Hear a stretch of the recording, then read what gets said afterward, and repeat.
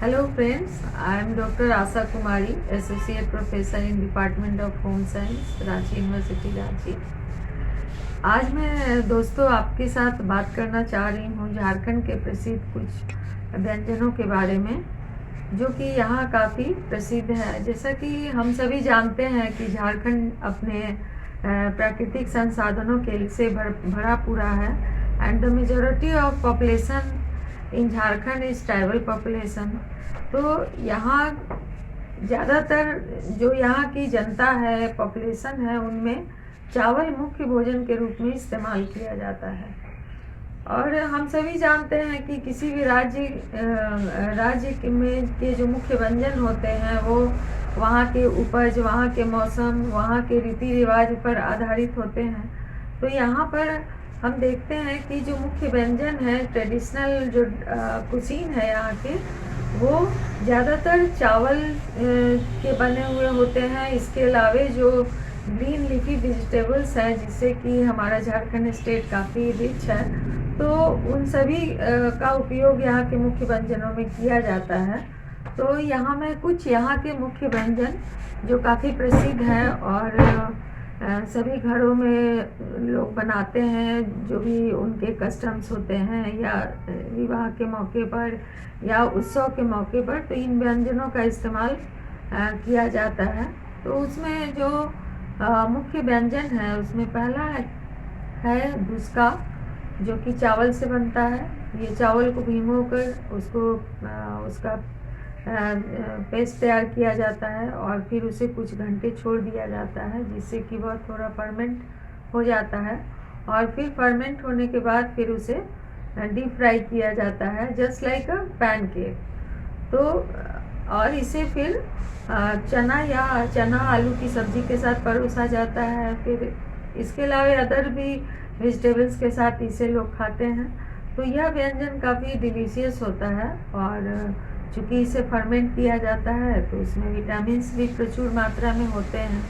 और ये आपको हर एक झारखंड स्टेट के हर एक क्षेत्र में आपको ये डोसा काफ़ी प्रचलित है और इसे लोग काफ़ी इस्तेमाल करते हैं मुख्य व्यंजन में, और घरों में भी बनाए जाते हैं। इसे मुख्य रूप से खाने में इस्तेमाल किया जाता है।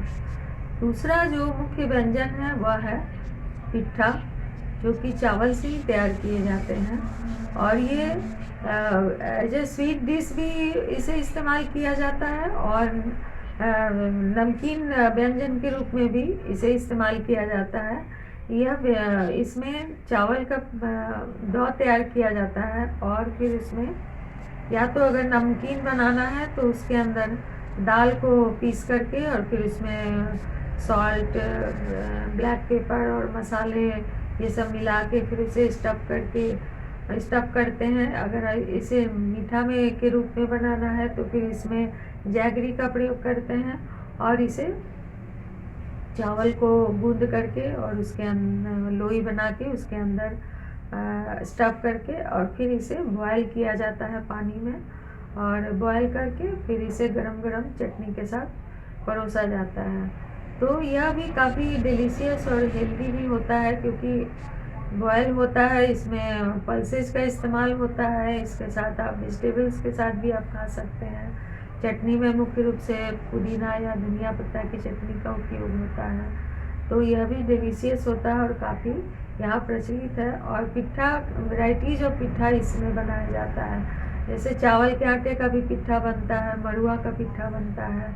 और मड़ुआ हम सभी जानते हैं कि it is very rich in micronutrient, तो काफ़ी हेल्दी होता है। तीसरा जो यहाँ पर मुख्य भोजन के रूप में इस्तेमाल होता है व्यंजन के रूप में, वह है रुबरा।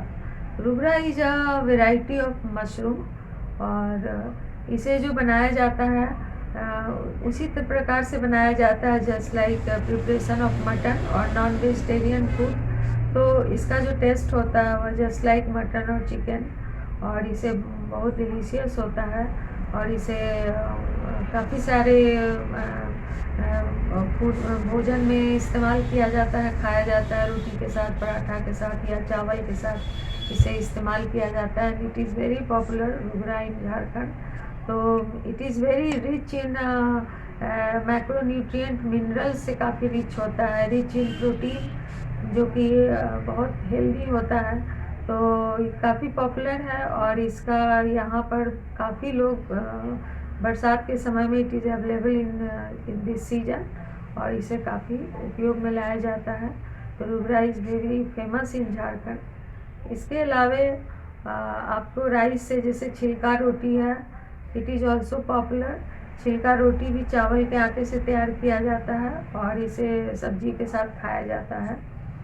इसके अलावे मालपुआ है, लिट्टी चोखा है, चावल के अन्य व्यंजन हैं। ये सभी व्यंजन यहाँ पे मुख्य रूप से तैयार किए जाते हैं। इन व्यंजनों के अलावे जो चूँकि चावल यहाँ पर स्टेपल डाइट है, तो इसके अलावे यहाँ पर मैंने देखा है कि ग्रीन वेजिटेबल्स बहुत पाए जाते हैं। तो यहाँ पर वैराइटीज़ ऑफ साग झारखंड में बहुत पाए जाते हैं और ये साग हेल्दी होने के साथ ही साथ इसमें बहुत सारे न्यूट्रिएंट विटामिन्स एंड मिनरल्स से ये रिच होते हैं। कैल्शियम, आयरन, ये सोडियम, पोटासियम, इस तरह के बहुत सारे विटामिन्स और मिनरल्स पाए जाते हैं। इसके अलावे इनका फ़ायदा है कि इनका बहुत सारे आपके जो डिजीज़ हैं उनको क्योर करने में भी इनका बहुत बड़ा रोल होता है। तो जो ट्राइबल पॉपुलेशन होते हैं वो इन ग्रीन लीफी वेजिटेबल्स को एज ए डाइट भी इस्तेमाल करते हैं। इसके अलावे these indigenous herbal plants for the treatment of various diseases, वहाँ भी इनका इस्तेमाल किया जाता है। तो इन साग सब्जियों का प्रयोग खाने में भी यहाँ पर करते हैं, सब्जी बना के इनका झोल बना करके। और जैसे छिलका रोटी है तो छिलका रोटी के साथ इनका साग बना के इनका प्रयोग किया जाता है। और पिट्ठा है तो पिट्ठा के साथ भी इनका झोल के साथ प्रयोग किया जाता है, which is very delicious and very healthy. So बहुत सारे तरह के यहाँ पे वैराइटीज़ ऑफ साग पाए जाते हैं, जैसे कि मूंगा साग है जो कि डायबिटीज़ में बहुत हेल्पफुल होता है और बहुत प्रयोग किया जाता है यहाँ। इसके अलावा कोहिनार का साग है, बेन साग है। सभी के यहाँ के लोकल जो लैंग्वेज है उसमें मैं बता रही हूँ, लेकिन इनके सभी के बोटानिकल नेम भी हैं और सभी जो वेजिटेबल्स हैं इनके जितने टाइप्स ऑफ वेराइटीज़ ऑफ साग हैं इनके हर्बल जो फ़ायदे हैं वो भी हैं। तो इनके भी बहुत सारे यहाँ के जो मुख्य व्यंजन में है उसमें इनका प्रयोग किया जाता है।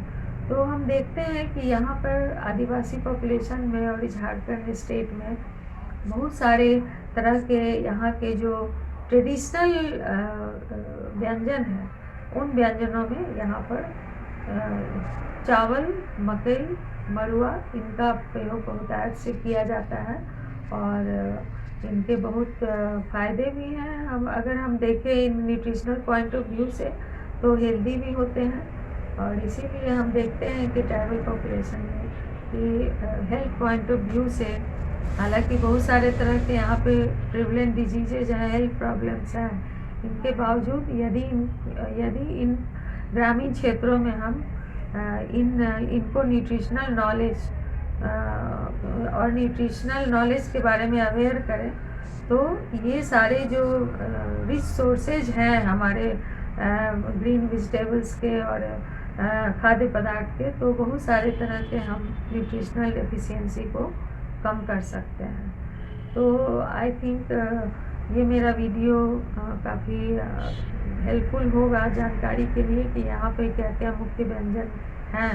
और यदि मैं इससे ज़्यादा समय के लिए वीडियो तैयार करना हो तो मैं फिर और विस्तार से इस पर चर्चा कर सकती हूँ कि क्या क्या और भी खाद्य पदार्थ यहाँ पे लिए जाते हैं और प्रचुर मात्रा में जो यहाँ पे ग्रीन वेजिटेबल्स पाए जाते हैं उनके क्या क्या हर्बल बेनिफिट है और किस तरह से आदिवासियों में खाने में भी भोजन में भी प्रयोग किया जाता है। साथ ही साथ ये उनका प्रयोग अपने ट्रीटमेंट के लिए भी करते हैं। तो मैं इसे विस्तार से और आगे भी मैं अगले वीडियो में मैं इसे बतला सकती हूँ। सो बहुत बहुत धन्यवाद, thank you very much. I hope कि मेरा वीडियो आप लोगों को पसंद आएगा। Thank you very much.